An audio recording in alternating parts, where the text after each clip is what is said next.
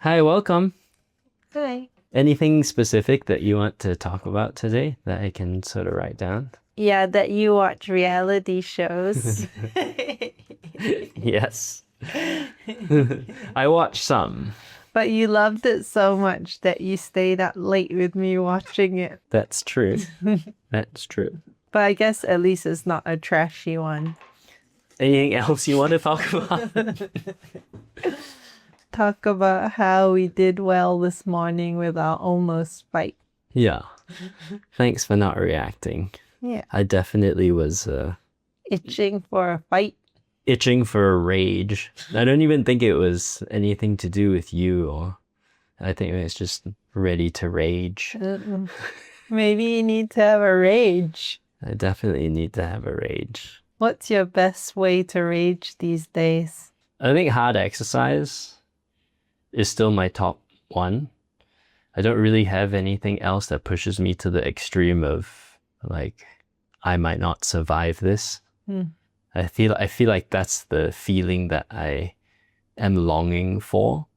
It's like when you're a young guy and you are full of testosterone and you don't have your wits about you yet, and you just want to go get in fights, and then you like fight your friends, and you in school you set up like everyone that went to boys' school knows this stuff. Not everyone participated, but you set up some time with your friends or people that you have issues with, and you just decide and you pair off and then you just fight. And every school like did it differently, but when you talk to groups of guy friends, yeah, there's a lot of this going on. So the thing that I long for when I want a rage is that type of adrenaline rush where you feel the dire physical consequences, kinda, and you're willing to match it, and you're willing to like go there, and you just kind of want to, it's like a version of reckless abandon. You just want to let loose, like fuck everything. I'm just Why gonna don't go you for it. just get one of your Fight G people to beat you up, but just like watch your injuries, like don't do this. But I think that was the trouble with martial arts is that it's just too chaotic, because I've done that a bunch of times, and every time I go back, I just but I then get you injured just again. say you use a very skilled martial artist and say beat me up, but don't Maybe. touch this and Yeah, don't. maybe I'll ask Jean. Because some of them will just beat you up anyway. How about he like just fuck you? put you in a hold and then you just try and get out? Would that not work? Maybe.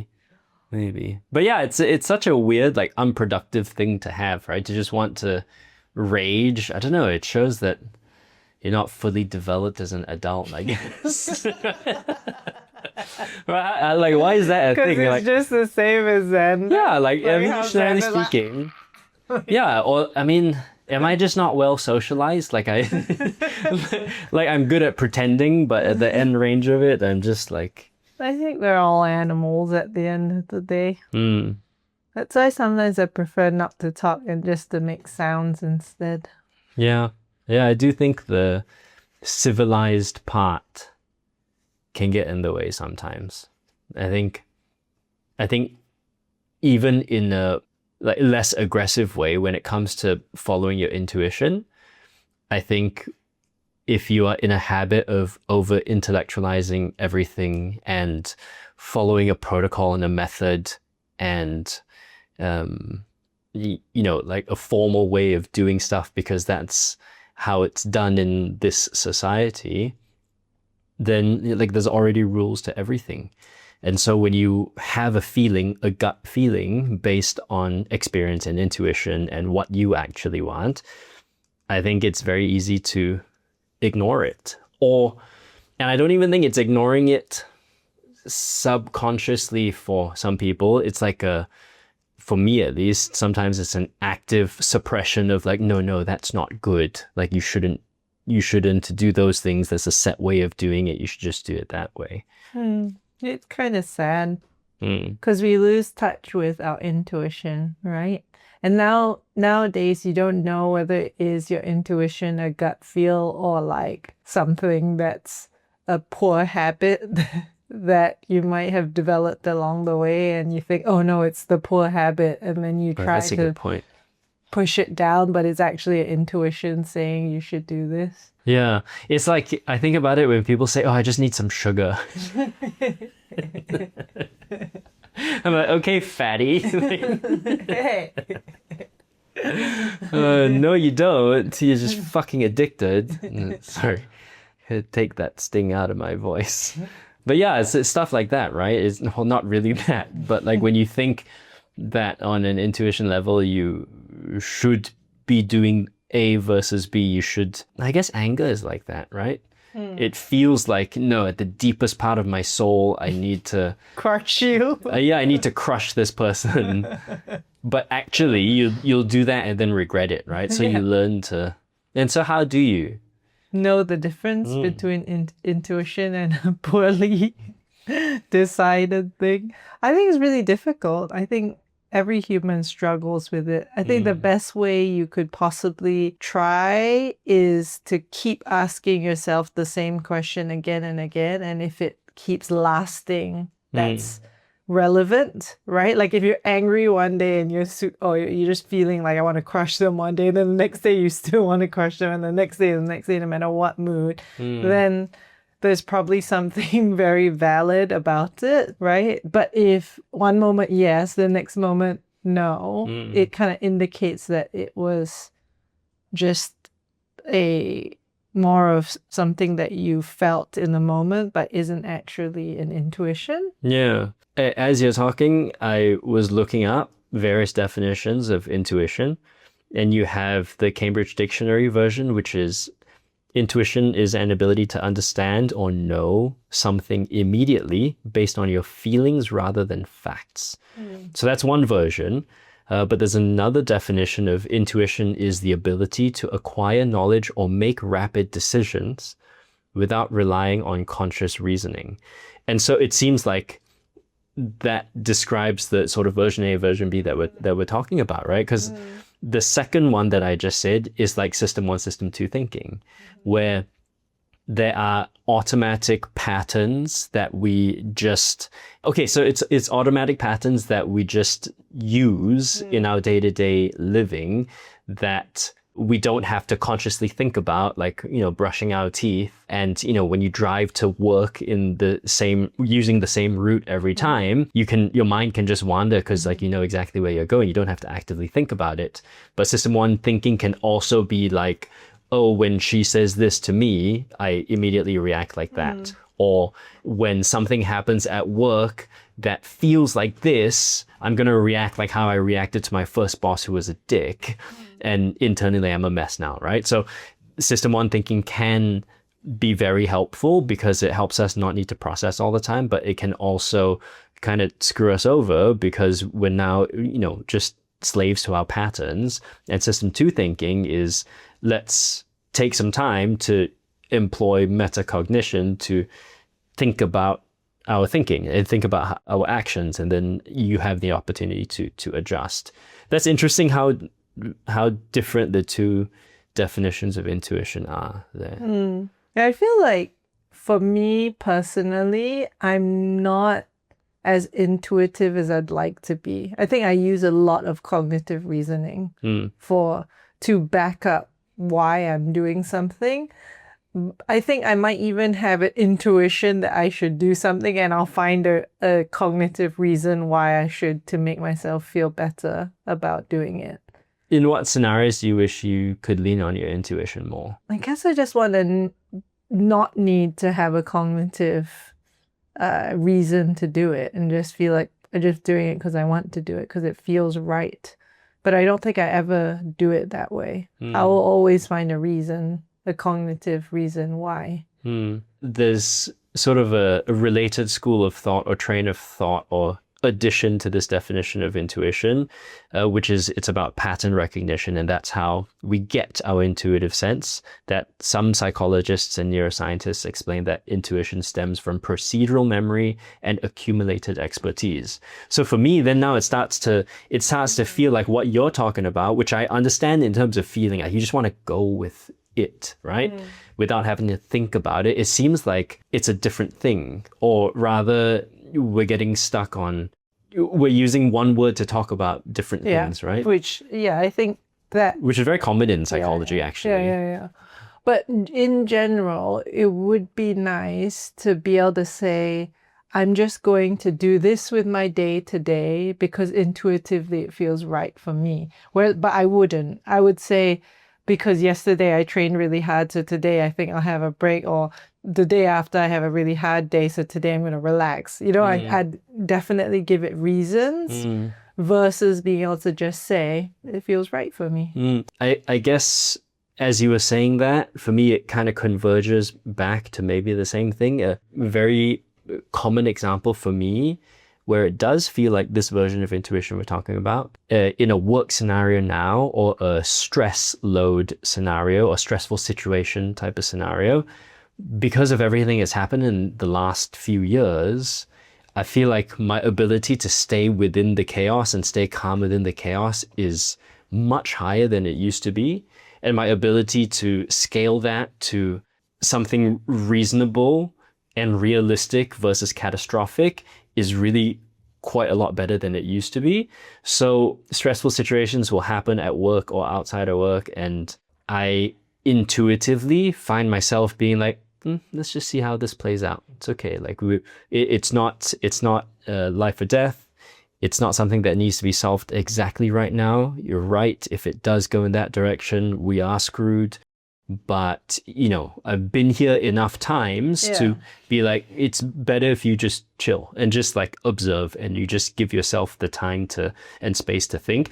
It feels like intuition, but the reason why it's there feels like is experience and pattern recognition. It's me over time realizing that you actually make better decisions if you just fucking chill and feel and observe. I mean, I think that's great that you developed that ability, but to me, my definition of intuition would not be that. Like, to me, intuition would be based on gut feel and based on, like, for example, I think children have really good intuition. It's like, they just, like babies, they're like, oh, I don't like you for whatever reason. They don't know, but they just don't feel right with you. And, a lot of times it's a safety thing there's a certain reason that intuitively they don't like a person, or they don't like a moment, or an area, right? That to me is intuition. And that's the part where I feel we get trained out of it. Yeah, it's like you are walking down the street and you just feel like you know that you shouldn't go in that direction. And you can't point out exactly why. But then you don't. And the right thing to do is to not. Yeah. Well, sometimes I think with other humans, you're like, oh, maybe I am being just racist or rude. Somehow I'm judging this person. You say to yourself, I shouldn't judge them so quickly, but there could have been an intuitive reason why you didn't like them, right? But then you tell yourself, oh no, it might be because of this or that bias. So interesting. Yeah, that's so interesting, because I don't really know what to do with that now, right? It's like we're talking about two quite different things, because I know what you mean in the either danger or like child scenario. They just have a sense of what is okay, what is not. I don't really know where that thought leads me. I think maybe it just leads us to day to day. If there's something that feels right to you, just ask deeper. Why does that feel right? Like, or wrong, right? Why am I feeling that? Is there anything more there? Like, if I do it, if I imagine doing it now and there's this thing holding me back, where does that feeling come from? Yeah. Right. I feel like in terms of making it part of an introspective practice that helps you learn about yourself and all that, I definitely see the value in what you're saying. But I think the other side of it, which is trying to not make it something that you apply too much cognitive load to, maybe it's just testing out and having fun with, hey, I kind of feel like doing that. Let's just inject spontaneity back into life a little bit and just like go with the flow. It's like, it can be as simple as, oh, I'm supposed to make it to this place for this thing at this time, but I'm really enjoying myself here. And so even though I'm a very regimented person, there's value in the flexibility and adaptability and the willingness to go with what you want on a different level and just be like, I'm just not going to do it. I feel like that's a very dangerous thing to say to me because I think that feels really easy for me. But I wonder if there's like an opposite version for people like me, like who do find it quite easy to be like, oh, I'll just go with it. Like, ooh, like I'll just stay here longer. Like, is there an opposite version where I intuitively do something different instead of sitting in it or going with it? Maybe that's why you develop such a cognitive heavy process for like deciding to things, protect right? against that side of myself. Yeah, maybe, right? Yeah, maybe. Definitely earlier in our relationship, you were more just like go with the flow and the whichever direction the wind takes you sort of thing. Yeah, I feel like that one, as we get more time to marinate on it, would be interesting to come back to the intuition I think one. intuition is, and also listening to your body is an extension of it, right? Like understanding what your body is trying to say to yourself better, listening within. I think that's an area that I'm really interested in, but not as skilled or knowledgeable in. Yeah, they call that interoception, right? Where you can essentially look inwards and get a sense of how you're doing. And I think it's one of the problems in our modern world that's full of metrics and tracking, and we try and track and optimize fucking everything from, our wearables to our finances to, having the best rates on everything and our credit card miles and all this stuff, which obviously has value. But I think because of all these things that we track and this training that we've received to look outward for information on how we're doing as people, it's trained us to stop looking inwards and stop leaning into the senses that we have that help us look inwards to how am I actually feeling about this? Am I ready for this? When that happened, how did I feel?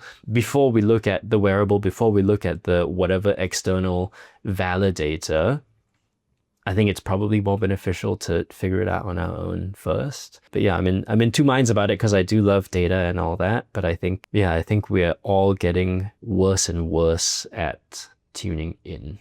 I think there is some research from many years ago where if you look at indigenous populations, like I think they had taken a bunch of Aboriginals in Australia, and I might butcher this, but it was basically, in essence, the study was one of the things that's known about them as people is they are very good navigators because they have to traverse such a vast land, and so they took them and put them in cars and drove them in all kinds of different directions and stopped and let them out and ask them which way to home, like how do we get home?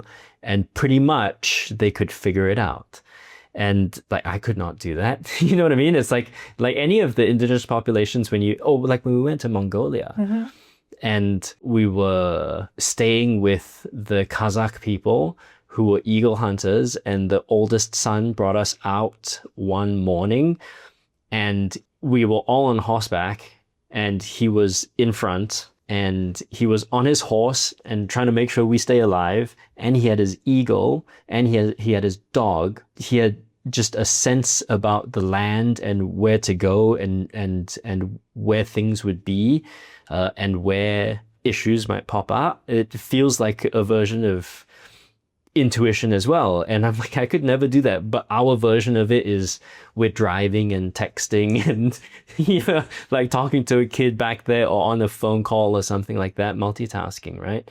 Another thing that we have that we've been thinking about is adults are dropping serious money on toys these days. And I thought it'd be interesting to get your opinion on it. Some people on the internet are calling it kidult, like kid adult comfort objects. So you have like Jellycats and Squishmallows, which I looked up. Labubu. What are Squishmallows? They're just like a soft plushy thing. And apparently adults are the fastest growing group of buyers. And I couldn't help but kind of take notice of this, right? Is this just comfort seeking, or is it like as adults we're finally getting comfortable with just liking what we like? It feels to me like this has to do with, I don't know, when you're a kid, you're allowed to have soft toys, and then when you're an adult, suddenly you're not allowed to. I don't know if anyone actually stops wanting their soft toys, or they just learn that it's time to just stop having soft toys. What do you think? I mean, I think people naturally respond to soft things. I think that this is also coming from somebody who still has my pillow from when I was a baby. But I mean, I do think you get socialized out of it, that you're a certain age, you're not supposed to have that comfort thing anymore.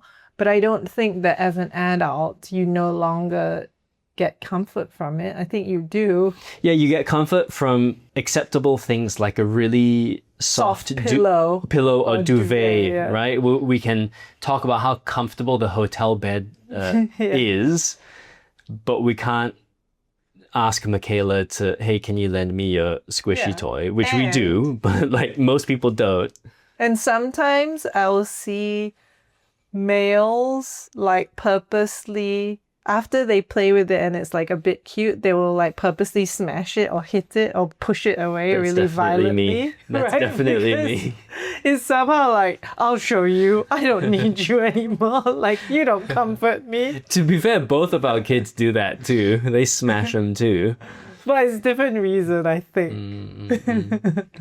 And so do you think this is just human adults now realizing that, hey, what the hell is the big deal if I like soft toys?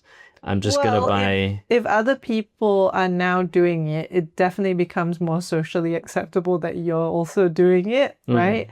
But I think it can get into interesting or dangerous territory.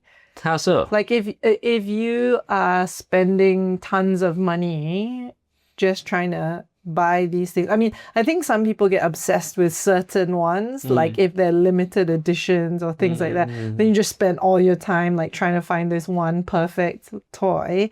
So you've burned hours of your time. You've maybe spent way more than you expected to. Maybe your partner gets pissed off at you because they're like, why are you wasting all this time and money? So socially, it's already had an impact.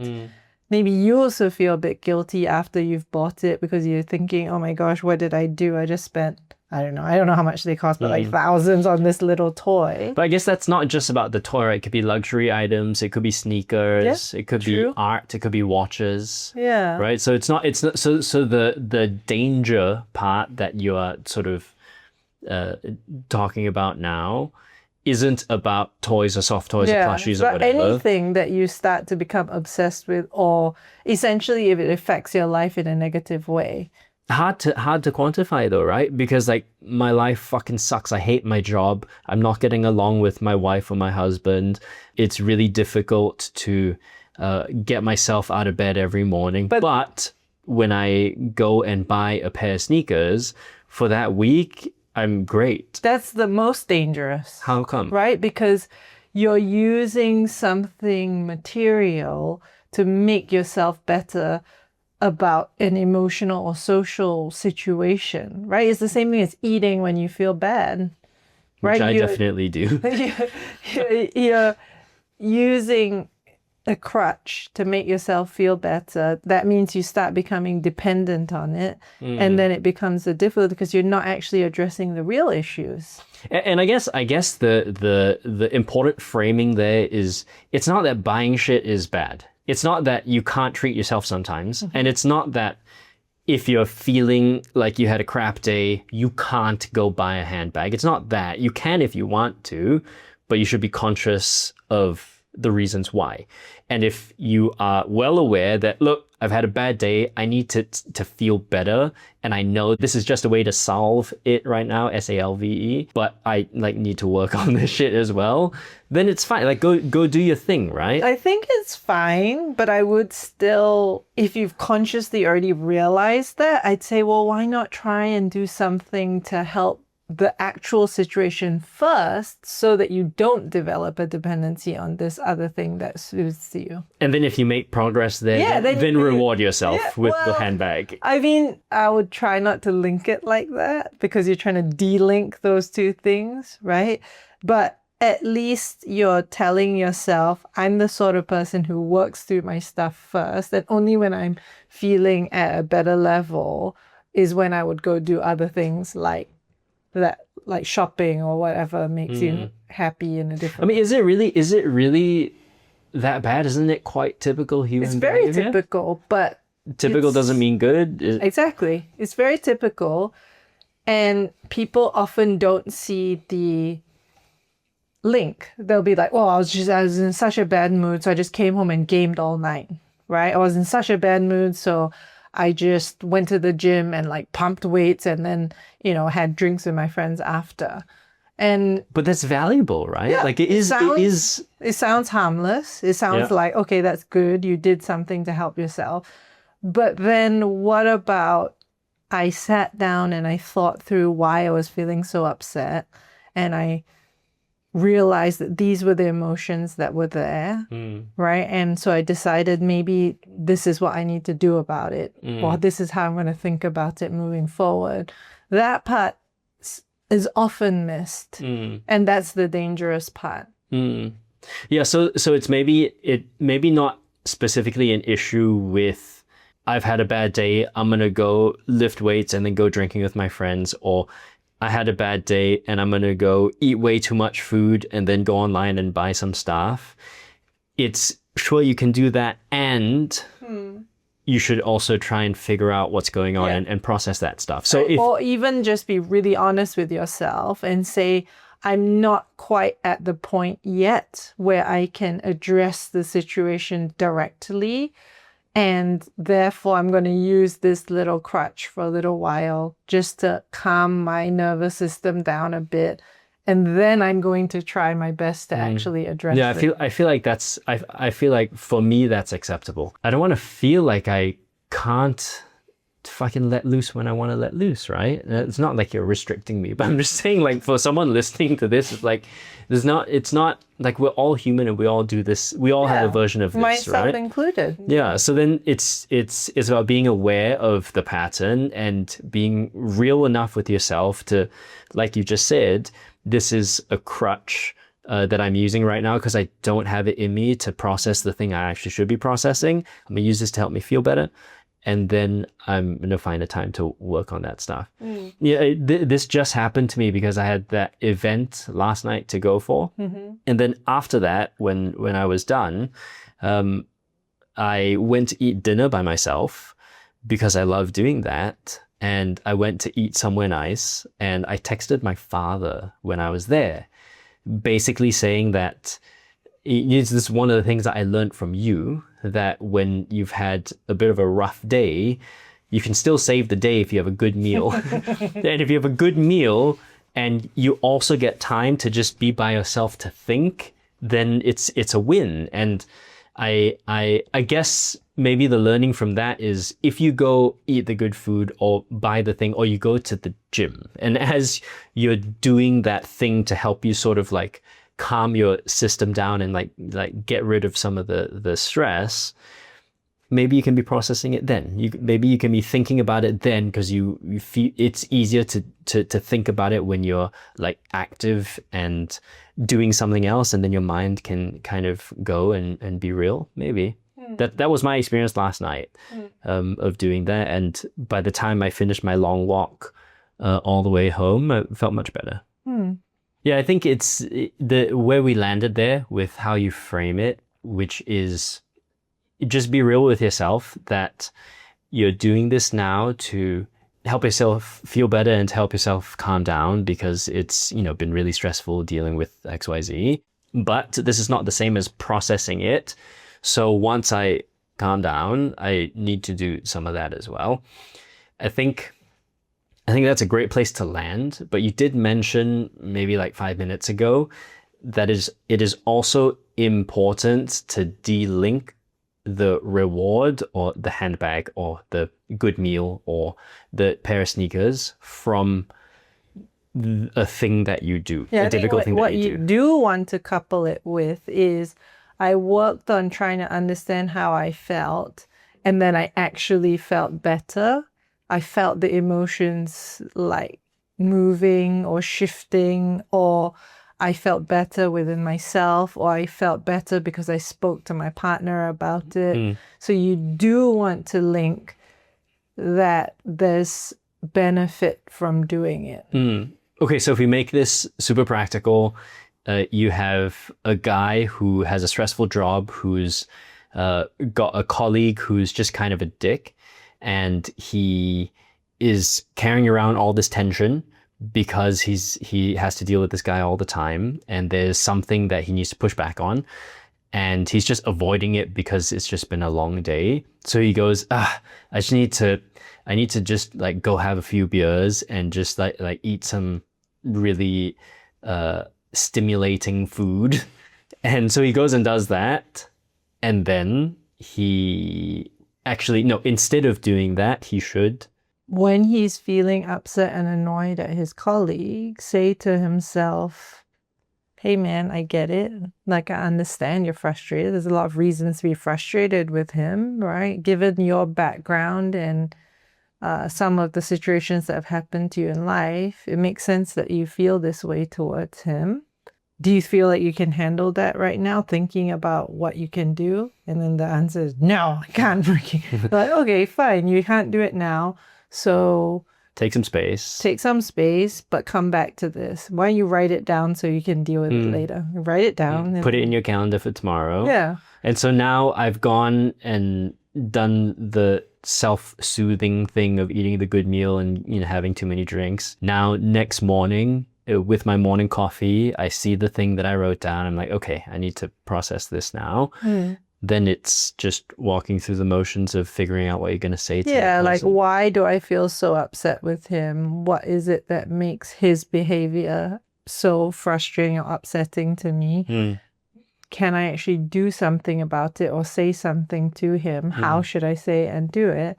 And then... And let's just say, for the sake of this example, he goes and he does it, and he actually has a pretty good conversation with the guy, and the guy says, look, I know sometimes I can be too intense. I'm sorry that it affected you that way. I'm going to try and be better. No promises, but blah, blah, blah, blah. Then, it goes pretty well. Then I think after that, you note to self, this went really well. Next time I don't need to be so afraid of doing something because it often does turn out pretty well. And then go eat the good meal. So you get 2 good meals. Then you can go drinking again. So, okay, so that's like a realistic scenario. In an ideal scenario, you get better and better at just facing the thing that you're avoiding. And so instead of jumping straight to the behavior that just soothes and makes you feel more comfortable in the now, you make the choice to sit in the muck a little bit and figure out, no, I need to figure this out for myself. If not, I'm not going to sleep so well. And I need to practice the skill of just facing it. So then you have the conversation then that evening, and you go through the same process, and then you get to that point with him, hypothetically.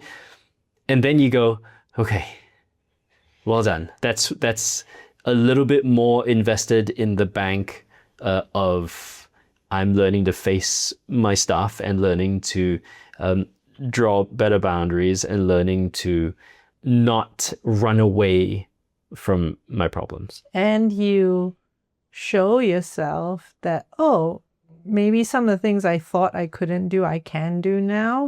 And maybe the amount of time that I need to take in between, it gets less and less. And I'm proud of myself for being able to do that. And my relationship with myself feels better because I'm not running away from things anymore. And I think what you have to keep consistently telling yourself is all the reasons why addressing this is going to be a good thing. Right? If there's not enough benefit in your head, then it's easy to just run away. Right? So you have to be able to say to yourself, if I do this, I will feel connected to myself. I will trust myself more. I will know that when something's important, I actually can do something about it. right? When emotions come up, they're actually not as scary as I thought they would be. They're actually much more manageable than I thought, right? Yeah, they sometimes feel quite a lot in the moment, but after I actually learn how to sit with them, it just becomes a friend that you know better, right? It's scary to sit with someone you don't know at all, but then as you talk to them, you feel more comfortable with them, and then you're okay with them being a little moody looking, right? Yeah.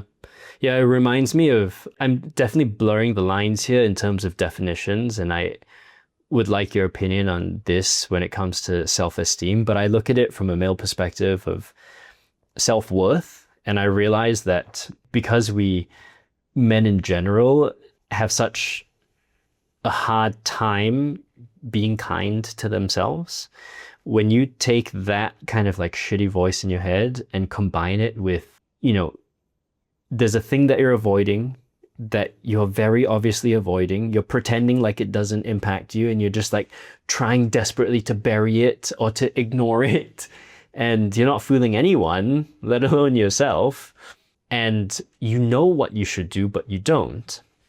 And so the person that you are on the outside becomes very, very different from the person that you think you are on the inside. Your actions don't match who you want to be, and the dissonance grows and grows and grows and grows and grows. And it seems to me like for a man, your sense of self-worth is kind of predicated on your sense of respect for yourself, which is kind of predicated on how often do you follow through on what you should And do. that's not just a male thing. Females feel the same as well, right? Females can be a version that's too far away from who they wish or hope they could be, or who they know they can be. Yeah. And if you continue to not show up for yourself and not do the thing that you know you should do, then you just get more and more frustrated at yourself. And like you said just now, you trust yourself less and less, because you're like, dude, I'm trying to count on you, and I'm trying to like give you the room to be reliable, but you keep fucking letting me down. And I think a lot of times with those sorts of situations, the initial reason is they make out the thing they're upset about to be a small thing. Like, what kind of guy gets pissed off at a colleague for this kind of small thing, right? Like, it's not even a big deal, so why are you so upset about it? Just don't be upset about it, Instead of taking the 2 minutes to go deeper. Understand it. That I think a lot of times the start of it is, it's so ridiculous. Like, why even caring about that? Why is that even on your radar? I think that judgment is the thing that starts that whole process of trying to ignore. Yeah, which is really quite sad and frustrating for that person, and probably the people around them too, because that emotion that you feel is information. And if you just like hold on to it and then just follow the wave as it rides over the next 1 to 2 minutes of like, why do I feel that way? Is it because of this? And like, what happened? And like, what did it remind me of? And, when he said that, how did it really make me feel? And like, what does this tell me about, whatever, right? It's never ridiculous at the end of the day. It's always that you tell yourself is ridiculous at the start. But when you dig deeper, it always comes from something that's quite understandable, that's quite human, that makes a lot of sense given the experiences you've had growing up. I don't know about the female perspective, whether it's just a human perspective on this, but I know for guys, it's also the narrative that, I don't let emotions govern how I live my life. I don't let feelings get in the way of how I operate. So yeah, who gives a shit? Like, yeah, I felt that for a little while, and then I realized that who cares? Like, it doesn't bother me. You just shove it aside, you try and bury it and pretend like it's not there, because we get taught that be a fucking machine, right? Like, that's what, just go. Not realizing that actually the best leaders in the world score really high, higher than most people on emotional intelligence scales. And everything that you see when you look at emotional intelligence and how it gets broken down, all of those are learnable skills.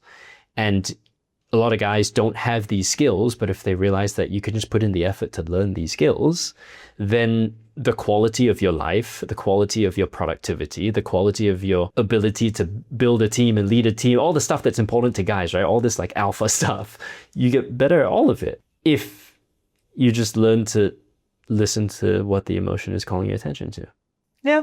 And it's almost a sad thing, I think, for men, because you're socialized to think you shouldn't care about those things from a very young age, right? Don't cry, deal with it, grow up, don't make a big fuss over this, right?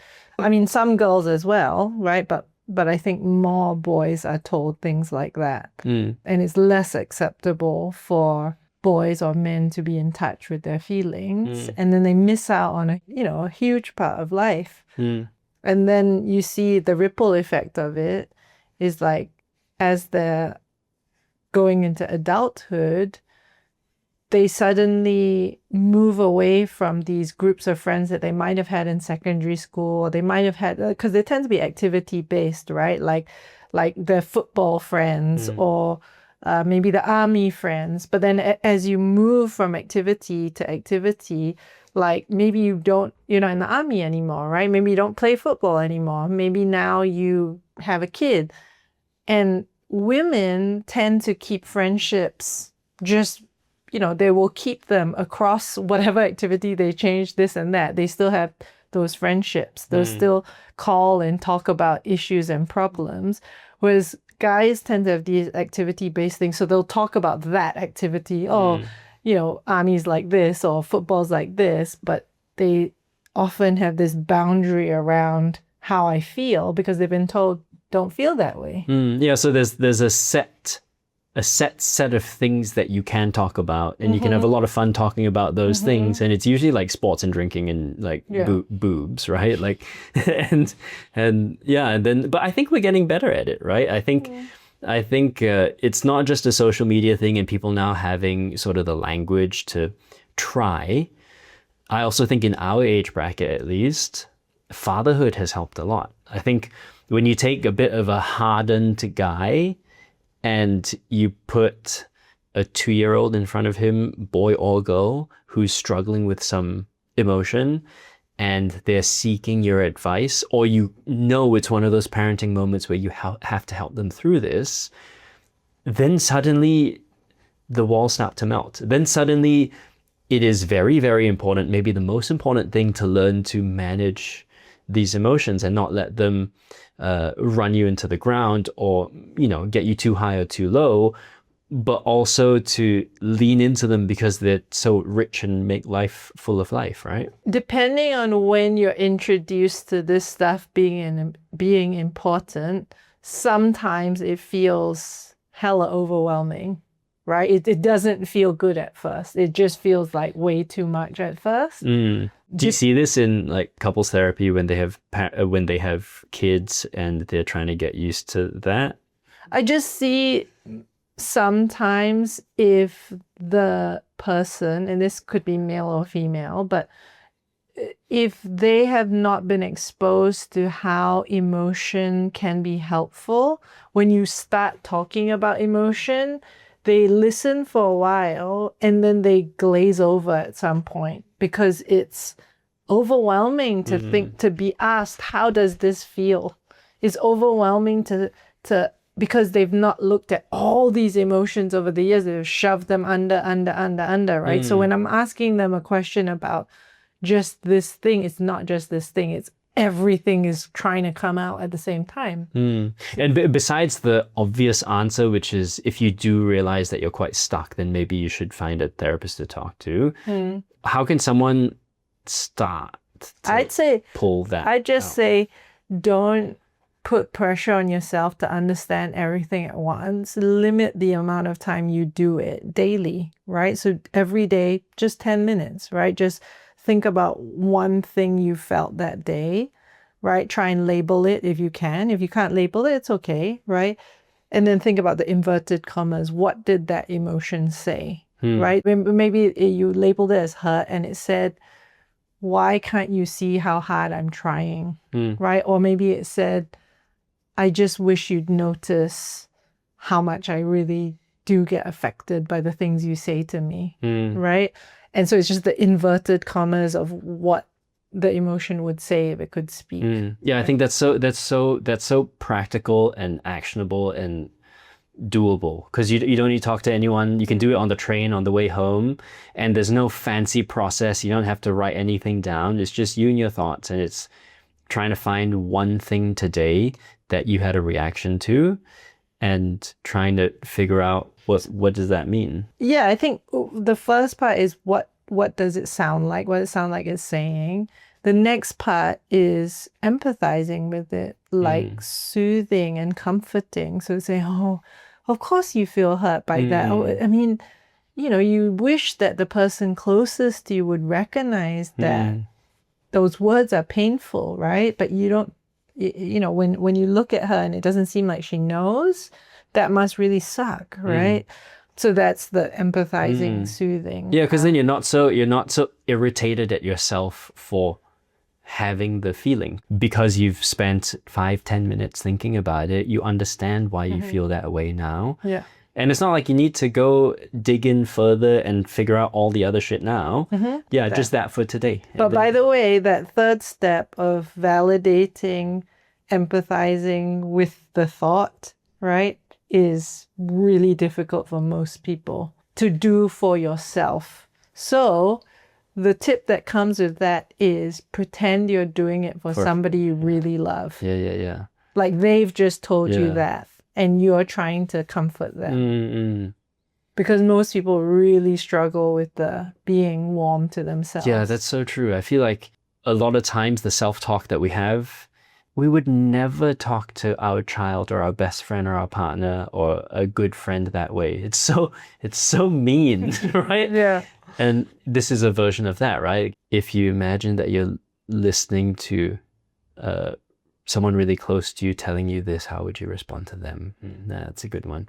It reminds me of, the thing that we were talking about just before, which is sort of the first step in this, which is just sit and chill for 10 minutes and think about something that happened today that caused an emotional reaction. I think it's better than the tool that I use with men when I'm trying to help them navigate this, where I talk about when something pisses you off or makes you really sad or you feel hurt by it, or there's like a really extreme emotion that feels like a really visceral reaction. Pay attention to that. And it sucks that you're going through that now, but it's an opportunity. It's like a easy way in. It's like a almost like a sure win way in to learn about yourself. Because when you have a reaction like that, it's calling your attention to something that's quite important that you've probably been ignoring for a while. And if you just, same thing, you just spend 5 minutes there thinking about, where did that come from? What was that feeling first? Like, can I name it? And then can I sit with it for a little while? And then the processing part of it comes before learning to manage it. And the processing isn't super complicated. It's just like thinking about it, right? Like where it comes from, what might it be calling my attention to? And then you have a better chance at managing it. And only after you do those steps do you have a chance of like properly communicating about it. And I think I'm realizing more and more is what people actually want, because they realize that the patterns that they have and whatever shit that's happened to them in the past, it's causing issues with their relationship. So there's like communication issues and they don't know how to talk about the shit that they need to talk about. And I've been thinking a lot in our conversations, how do we frame the value of listening to your emotions for everybody? And if one way to look at it is, if you want to get good at this stuff of talking about it and learning to talk about it in a way where you finally feel understood and you finally feel accepted, and you want to be able to do that for your partner or your friends as well, I don't actually see how you can do that if you don't do the steps before as well. Would you say that's true or no? Yeah. I think the steps are important to getting you deeper, right? Yeah. Okay, that was a long time spent on one topic, which is good. I have another one that's super interesting to do with relationships.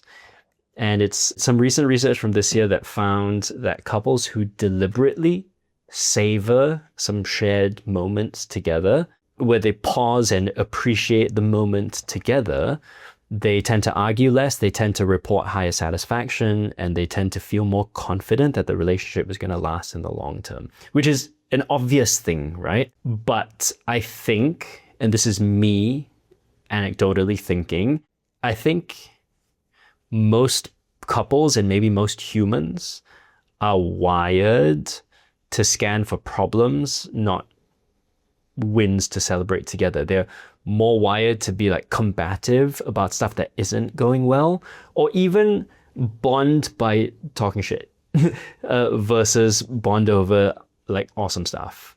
And I think even more so when you're in midlife and you're tired and you're stressed and you're overwhelmed and your health's not so good, blah, blah, blah, blah, blah. Would you agree with that? And maybe at a deeper level, do you think there is a shift that we should all try and actively make to, I don't know, like change from this pair of sunglasses to this one? Yeah, I mean, I think if you think about generations, especially Asian families, it's actually quite common to complain, right? It's common to say, critique, or to say, oh yeah, why your nose so big after you gave birth, all this. Like, people will have comments that are kind of harsh and critical.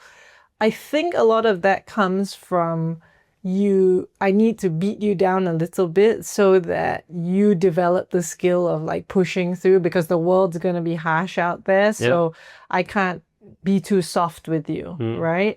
But if you've grown up with that, then to some degree, even if you're trying not to be that way, you repeat a little bit of that behavior, right? But I also think that you find things difficult, like when people are always giving you this sort of way of speaking. It's really hard to not copy. It's really hard to not like just be praising or just be saying, oh, you know, you're so good at this and you're so good at that. Right? Because it's so different from what you grew up with. I think that's one of the reasons, right? But I also think that we are often trained to think we need to remember bad stuff so it doesn't happen again. I guess evolutionarily speaking, it makes sense that we focus on the negative versus the positive, because bad stuff meant like death and starvation. Yeah. So then maybe it makes sense that that wiring exists in the brain, so we tend to apply it to day-to-day life as well. But I do think that there's a lot of things that you grow up with that if you actively work on it, you can overcome it and shift and change. Also, most of the bad stuff that happens to us these days isn't going to kill us, right? So why are we focusing so much on not dying? We should be focusing more on thriving, right? So if that's something we can actively do to build those traditions and within a family culture, that's great, right? Like, for example, ever since Michaela was little, we decided that before we eat, we're going to think about what we're grateful for, right? And I feel like that's the kind of culture that we can push towards positivity, right? I mean, you and I have that habit sometimes of just sitting in bed or laying in bed and talking about why our kids are so cute, right? I guess it's stuff like that. Actually, like, I was trying to think of practical examples earlier today. I was like, fuck, do we not do it? But you're right, we do it. We do it. Do it. And I think we could do more of it. So here's the thing I was thinking about for us. We do date nights, right? And historically, we've sometimes tried to be productive about it and like think of things that we want to discuss, right? But I think sometimes those things that we want to discuss are like stuff that's not going the best, or sometimes it's just stuff we need to discuss for administrative purposes. Just like logistics. Yeah. But sometimes it's like, oh, I'm not so happy about this or that. And actually, I was thinking it'd probably be, and then sometimes we wouldn't want to do it because we're so tired that they were like, oh, I don't know if I can take it. I don't know if I can deal with like, I'm not actually mad about it. Yeah. It's just, I also don't know if I can deal with it if a whole list of complaints comes up, right? Yep. But then I was thinking, this is one of the areas where we could shift the culture of the family or our marriage to talk about things that we really appreciate about each other, that we've seen each other doing and making effort in. And then instead of saying, oh, I'm not happy with you doing this or that, we could say something that we personally felt we could do better in. So then maybe you end up admitting the thing that the other person is thinking about anyway. So nobody has to point fingers, but you still get maybe some of the shifts or changes that you wanted. Yeah, I think it's a good insight, and I think it feels like territory we've been in so many times, and I feel like if I was to do a fair estimation of it, maybe in the last 10 years, we've had several attempts at trying to be better at showing our appreciation for each other. Yet, and we would usually do it quite well for a couple of months. And then we would fall out of the habit for various reasons. And some of it was just complacency. Some of it was just sort of like system one thinking like, oh, she already knows what I think about her. Yeah. That's fine. But I think there's something deeper there that's like a cultural layer, an upbringing sort of layer of, I don't think it feels natural for us to give positive feedback and to be like, I think it's quite natural to feel thankful, but to express it. To not say, And yeah, would you agree? And I know we're not doing the best at it because Michaela doesn't do it. So if she was freely just giving compliments left, right, which she does, I think she does better than we do. But if she was doing it left, right, and center, that would indicate that we are doing a really good job of that's interesting. Showing. Aren't kids inherently quite selfish for a while, though? But she's quite complimentary, right? She'll be like, oh, your outfit looks really good. Or she'll say... She will say, oh, Baba, your hair is a bit curly today. It's quite nice. Yeah, she's more complimentary than we are, right? Naturally. Yeah, so I don't know if there's anything deeper there to address, or it's just like you have to just keep practicing the habit of it until it becomes entrenched, right? Yeah, because there is, for me at least, this thought of, I can't make you too big-headed. Like, I can't make you... It's not true, by the way. Like, I don't agree with that. But there is this don't let him get too proud. Yeah, like don't make him think he's doing so. Like if you tell him all the good things, then maybe he'll think, oh, I've done plenty then. I'm not going to do anything else. But that isn't how it actually ends up working. But I think that's the thought that makes people not do it. Yeah, I've been thinking about this quite a lot when it comes to men specifically. And I hesitate to say this, but I think Viktor Frankl...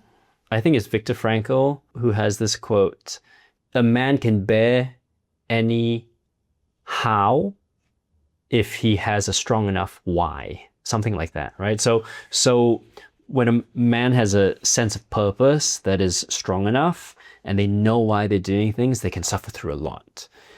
I think that is true. And I also think if a man feels like... I'm almost cringe saying this word, but I think it's true for me. And like at almost 40, I'm like, okay saying it. I think if a man also feels appreciated and important and a little bit admired for the effort he puts in, so not just noticed, but noticed and celebrated. Maybe not celebrated in like a huge lavish way, but celebrate me some. Make it known that the effort is special and it is noticed. I think men will go so far. And it's not just that they will bite down and keep their head down and grit through it. They will willingly and happily do the thing of like, I'm going to go out and just do this for my family and all that. And I'm going to hold myself to a higher standard. I'm going to work so hard and I'm going to come home and be present for my wife and my kids and all that. I'm not completed with that thought yet. But the word might be admiration or celebration or... But that is not a male specific thing. That's every human, right? Like every woman could do the household chores and take care of all the kids' activities and do like every single chore there is to do in the house. Is that the women's work? That's a lot of times what we end up doing, okay? Sometimes. They could do all that as well if the husband just said, I'm so glad that you managed to make the house peaceful with the kids today. Like, thanks for breaking up that fight or whatever it is, right? It's the same thing. It's just a tiny bit of notice or celebration goes a long way, right? It's not specific. I mean, on that note, one of the things that I do appreciate most about you and the house that we have, the home that we have, is that it's very peaceful and it's warm and it's calm. And with 2 kids and chaotic lives, it's difficult to maintain that. But that's and one of the things I you. appreciate about you is that you make sure that we have all the food in the house, which typically is the female job. Just kidding. But we were saying how more and more these days men are into the food and actually the ones cooking and taking care of the food part of things. But yeah, we really appreciate having yummy food. And sometimes Michaela and I will find a snack and we'll be like, let's tell Papa how yummy this one is. Thank you for noticing. I do think that's an interesting one to go down. Anecdotally, with our friend groups and our social groups, we've noticed that most women don't cook. Yeah. In our friendship group, most of the men are the ones who cook. Yeah, and even if women can cook, they're not as good of cooks. And even if their mothers were really good cooks, they didn't learn the skills. And like something happened in this generation where, and maybe the younger generation too, I don't know. What do you think happened there? Do you think it's just like, actually, I don't know. I don't actually have any like working theories on it. I think maybe men realized how many women they can score by just cooking them a good meal. And so they all took it upon themselves as this easy hack. It was definitely part of it for me. Also, no, in my household, actually, that's the way love is shown. And so from a young age, I realized that, oh, this is quite cool. And because I love food, it became a thing. I learned to cook from my mother. And I wonder if also for females, there's a bit of a rebellion of like, I don't have to be the one who cooks. Right? Because at a certain point, it's expected of women. You must know how to cook. Yeah. So then maybe once they got this okay to not cook, then they're like, well, I'm taking that. I don't have to, I'm not doing it. Yeah, it's really interesting, right? Because it's not like the gender roles need to be as they are just because that's how it was done. But I think at some point in time, there was value to the gender roles and how clearly defined they were because there was work to be done and the work needed to be split, right? I guess I would imagine maybe some of the gender role stuff came from when we had to hunt and then we had to grow our own food, we had to whatever, and there was like harder physical stuff that had to be done. And because typically men were doing that, there were other sort of like maybe... Be careful what you say. I was gonna say nurturing, but I was thinking like, does cleaning fall into nurturing? Yeah. But anyway, so like there was a split of roles, right? Yeah. And so then what happens now? If I'm a single young guy who is kind of trying to figure out the dating world and what to look for in a partner, well, I think that you should look for a partner who has strengths in areas that you don't have strengths in, so that both parties can take on the chores or take on the tasks that they enjoy doing and are naturally better at. Now, it's pretty impossible to get an exact split, right? Yeah, you're going to have to do some shit that you don't want to do. Yeah, so you will have to. But you generally do enjoy food and cooking, right? And I don't, so that works great. I generally love like doing stuff with the kids, like activities, like teaching them biking or swimming or whatever. Yeah. And that works great for me. And I also don't mind driving them around to places and stuff which you don't like doing, right? So something like that where your natural strengths and authentic self gets to do. I feel like we got lucky there, right? We just happened to fall into, and like, oh, thank goodness, like we can roughly cover most of the stuff. Did we? No, was it like an active selection process for you? It wasn't active, but maybe we got along because those things were true. Yeah, maybe. And so coming back to the kind of where we got sidetracked, the giving positive feedback thing being difficult, do you think that it is cultural for us, or do you think this is a human thing? That's a good question. I mean, I do know that when I lived in the States, it was far more common to praise. Like almost annoyingly so. Maybe for some, I guess. So therefore, I would guess that it is slightly cultural, at least. That then again, if you compare, English people do not praise openly. In fact, they probably, I'll be careful to say it, but they're probably more. Well, you can. You are British. That's true. You can say it.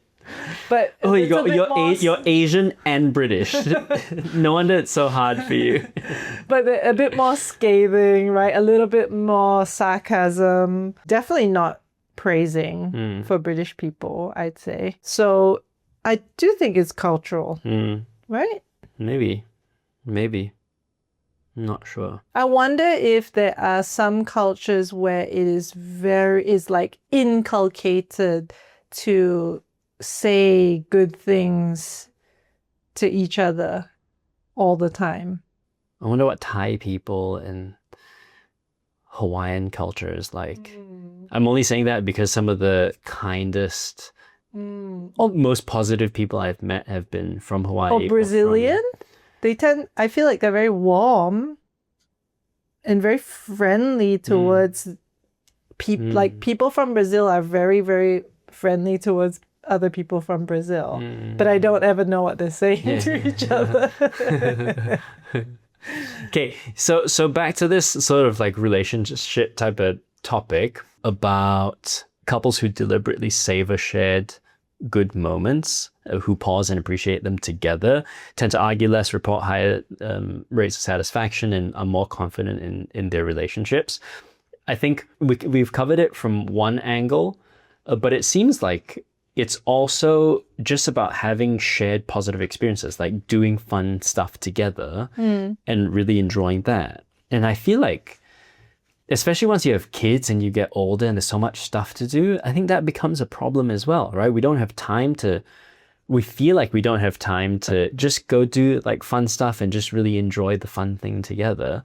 Do you find that that's true with the people that you work with as well? That they don't have time to do you don't prioritize it, right? Because by extension, for what this research was about, we should go actively seek out those moments as a couple to just go have more fun and really relish the fun and appreciate the fun that we get to have together. I think the more common issue that I see is family time is prioritized once you have children, and therefore couple time or personal time is not prioritized. Yeah, I think that's probably accurate.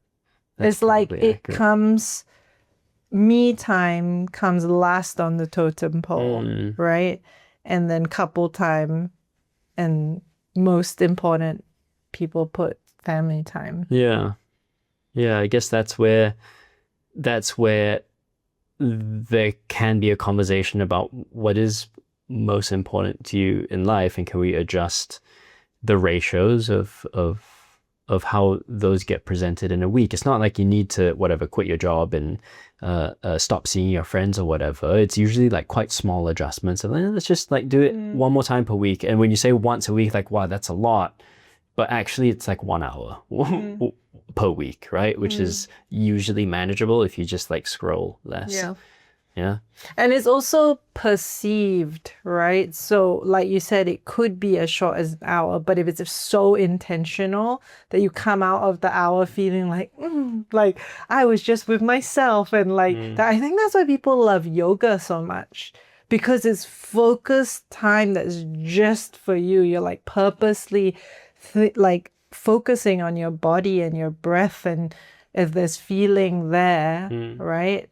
So that's why it becomes addictive, because it is built into your day, where you're allowed, is like a socially acceptable thing to do. When you come out of it feeling, wow, I feel much more connected to myself, right? So it can be such a small amount of time, but it can have such value because then maybe, you're a better partner after that, right? And then if you have that couples time, which could even just be a short, I don't know, dinner, or maybe even shorter than that, maybe just 20 minutes a night for a couple, then you get to be a better version of yourself in the family situation, right? So your kids actually see you not squabbling, but giving each other kisses or caring for each other or complimenting each other. And then it's better for everyone. So there's a good ripple effect to it. It's a really good ripple effect. As you were talking about that in the yoga scenario, it made me think of a specific type of meditation. I think it's called loving kindness meditation or metta. There's a few different words for it, but it's a super old, rooted in Buddhism type of meditation practice, where you basically repeat the same thing, but you imagine spheres of radiation of this positive energy. And it starts with, may I be safe, may I be well, may I be at ease. And you repeat that a few times.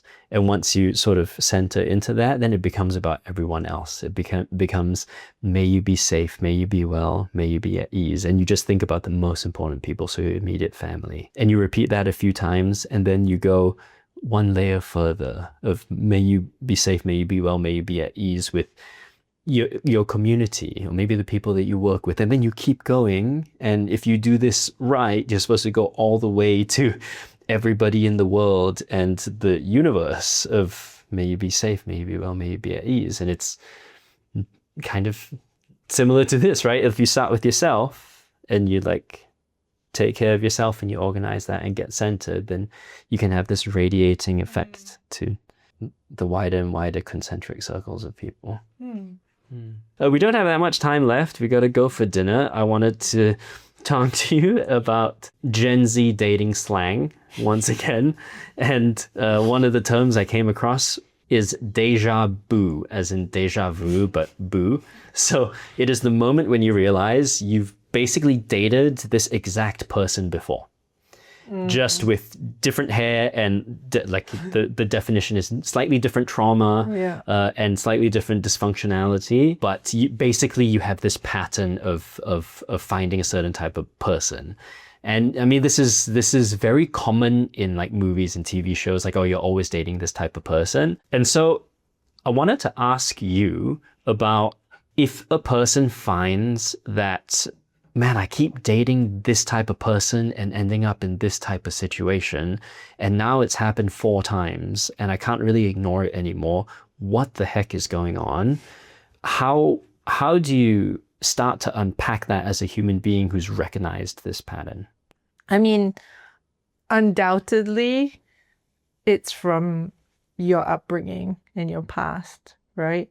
Because if you see a pattern like that, it is your way of trying to take control of a situation, right? You have something that's happened to you as a kid feel really unclosed, right? It's a circle that hasn't been closed. So there's a part of you that the only thing you want to do in life is close that loop. Interesting. What's an easy to understand example, maybe quite a common example of this type of thing? I had a parent who was quite dismissive and not very present with me, almost neglectful in ways. Obviously, they provided food for me and a roof on my head, but anytime I felt anything, it was sort of, I've got bigger fish to fry. I've got more important things to do. And their problems, the adults' problems, were always bigger than your problems as a kid, right? So then you will tend to seek out somebody who is also emotionally a little bit unavailable, a little bit dismissive of how you feel. What you feel is not that important, right? I mean, a few reasons, right? One is, you wish that this time round you could take control of it, and this time round you could turn it all around. You could solve it. And solve it. And now this person would become attentive and emotionally present. And sometimes you do see that person shift a little bit, especially if you've got practice and that's the third person you're dating who's like that. You manage to fix them. Yeah, you fix them a little bit more than the one before, right? Which feels like a development or growth. I think the other thing about it is that sometimes what's familiar feels exciting or interesting, right? Or it feels like what you want, even though it's not necessarily good or pleasant. Even if it's familiar, unpleasant, it's still familiar and comfortable. Yeah, yeah. And I think that the person that you're dating can often be your attempt to make right the wrongs that have been done to you, right? And when you see a little bit of progress, it kind of pulls you in and you're like, oh, okay, maybe this will work. And then doesn't, right? Because whatever happens after that. But that little bit of like leaving the crumbs keeps you going. And so is the better approach to figure out those issues from childhood, those patterns from childhood, separate from your relationship, just do the work on yourself first and then seek different kinds of partners? Or like, is that what you're supposed to do? Like recognize that, okay, this pattern comes from somewhere. Let me take some time now to do some work on myself. And then I'm going to go back out there into the dating world. Is that how? Yeah, I mean, you've got to unpack all the things that happen to understand how they're affecting the way you perceive people, right? Because you're not noticing that pattern. So it's not so simple of, you know what, I'm not dating that kind of guy anymore. You can't, because you will naturally keep still being That's more so attracted to them than the other until that part of you is why healed. attracted? Why attracted to them? Like, I understand the need to like want to solve that problem, but why does that translate to attraction? It's like, you know, self-fulfilling prophecy, right? It's like you sometimes see in the other person what you believe about yourself. So it's like, I feel I am not important and not interesting. And so when someone shows you disinterest or shows you that you're not that important, you're like, oh, see, that thing, that's true. That somehow that familiarity. Almost like they understand me. Kind of, yeah. Yeah, but it feels like comforting in a weird way. So as hard as it is, the way through it is to do the work on yourself on your own first, and then when you sort of like re-emerge. For that example, it's you do the work, then you realize I am important. Whatever was going on with my parent, this is why it happened, but that doesn't mean I'm unimportant. I am important. How I feel does matter. And then you can seek someone who does actually show you you're important and that what you feel does matter. Yeah, that's super strong. Yeah, that's a really good way to sort of give someone who's in that struggle right now a bit of hope, I think. Yeah. Last thing, and then we got to go. Reality TV.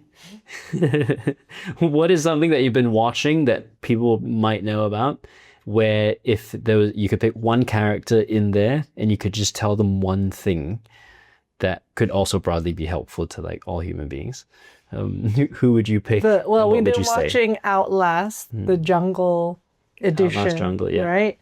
Ben was pissing me off so Which much. guy was He Ben? was the guy who was with all the girls. Oh, yeah. Right? There's like 3 Team Alpha. girls, and he keeps telling them what to do. He says, right, this is what we're doing today. Right, well, we're not going to, like, they give him an idea. Oh, why don't we do this? And he's like, well, that doesn't, we're not going to be doing that today. That irks me so much. Is that dominant male thing just like... It's like you feel like you have the right to tell me how this is going to go here. I mean, if I could speak to him in the face, I'd just say to him... In the face? In the face. What would you speak to him in the face? I tell it to his face, how dare...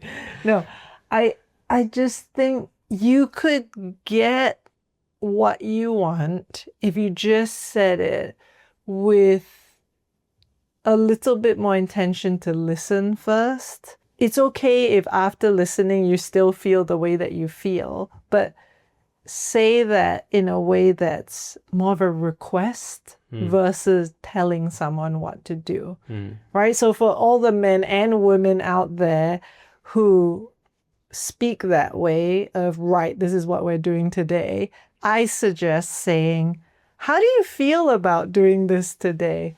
It comes across so much better. I mean, we do it to each other, right? Like we'll kind of feel like having Korean, and we'll just, instead of saying, right, we're having Korean tonight, we'll just be like, oh yeah, how do you feel about having Korean tonight?